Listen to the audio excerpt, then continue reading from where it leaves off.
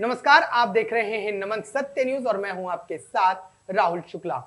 2 मई को पश्चिम बंगाल में ममता बनर्जी ने अपनी सरकार बनाई थी और इस दिन टीएमसी ने अपने इस राज्य में जीत हासिल कर ली थी। पूर्ण बहुमत से टीएमसी की सरकार बनी थी और उसके बाद पूरे इलाके में आगजनी का माहौल पैदा हो गया था। चारों तरफ कहीं दुकानें जल रही थी तो कहीं लोगों की गाड़ियां जल रही थी। ऐसे में चुनाव की हिंसा के बाद कई लोगों ने कलकत्ता हाईकोर्ट में याचिका दायर की थी। उस याचिका में कहा गया था कि जो हिंसा हुई है, हिंसा के दौरान कई बलात्कार हुए हैं और कई हत्याएं हुई हैं, जिस पर अब कोलकाता हाईकोर्ट ने बड़ा फैसला सुनाया है। कलकत्ता हाईकोर्ट ने कहा है कि इस मामले की जांच सीबीआई को सौंपी जा रही है, क्योंकि अब सीबीआई इस मामले की जांच करेगी और सीबीआई बताएगी कि आखिरकार इस पूरी जो हिंसा थी उसका सच क्या है। क्योंकि कोर्ट ने कहा है कि विशेष तौर पर हत्या और बलात्कार के मामले की जांच सीबीआई करेगी। इसके अलावा कोर्ट ने यह भी कहा है कि जो हिंसा बलात्कार और हत्या के अलावा जो हिंसा हुई थी उस मामले में एसआईटी का गठन किया गया है। एसआईटी भी इस मामले में जांच करेगी।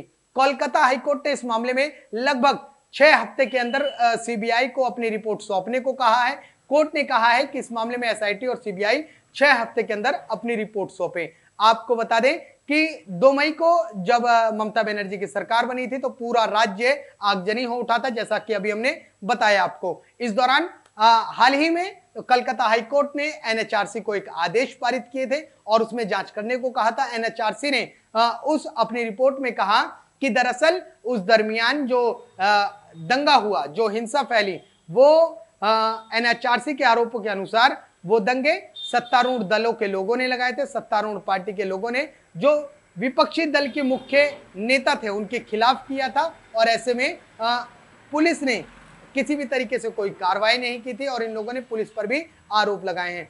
फिलहाल इस मामले में एनएचआरसी ने अपनी रिपोर्ट में यह भी कहा था कि आखिरकार ये जो जांच की जा रही है, जांच के लिए जो गठन किया गया है, ऐसे में फास्ट ट्रैक कोर्ट के दौरान इसकी सुनवाई की जाए और सुरक्षा जो गवाह हैं उनकी सुरक्षा के भी इंतजाम किए जाएं। बहरहाल इन सब के बीच अब ममता बनर्जी जिस तरीके से फिलहाल पश्चिम बंगाल की मुख्यमंत्री हैं और एनएचआरसी ने कहा कि ममता बनर्जी की सरकार का इसमें कोई हस्तक्षेप ना हो और उनके हस्तक्षेप के बिना ही जांच की जाए। कलकत्ता हाईकोर्ट ने इस पूरी जांच के लिए जो कलकत्ता के पुलिस कमिश्नर हैं उनको इस जांच में शामिल किया है। इसके साथ ही साथ 2 वरिष्ठ पुलिस अधिकारी भी इस जांच में शामिल किए गए। बहरहाल अब इस मामले की जांच कलकत्ता हाईकोर्ट ने सीबीआई और एसआईटी के हाथ में सौंप दी है और देखना होगा कि अब ये जो पूरी चुनावी हिंसा जो हुई थी इसमें क्या कुछ निकल कर आता है, क्योंकि 6 हफ्ते का समय है। सीबीआई कुल 6 हफ्ते के अंदर इस पूरे मामले की जांच कर लेगी और इसकी रिपोर्ट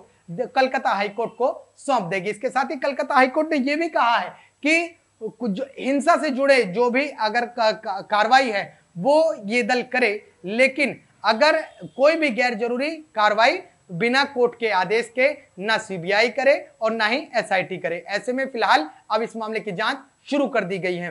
बहरहाल आपको अगर हमारी वीडियो पसंद आ रही है तो इसको लाइक करें, शेयर करें, सब्सक्राइब करें और इसके साथ ही आप हमें कमेंट भी कर सकते हैं और अपनी राय भी रख सकते हैं। इसके अलावा आप हमारी वेबसाइट www.namansatya.com पर भी विजिट कर सकते हैं। फिलहाल दीजिए इजाजत, फिर अगले किसी मुद्दे पर आपके बीच होंगे। धन्यवाद।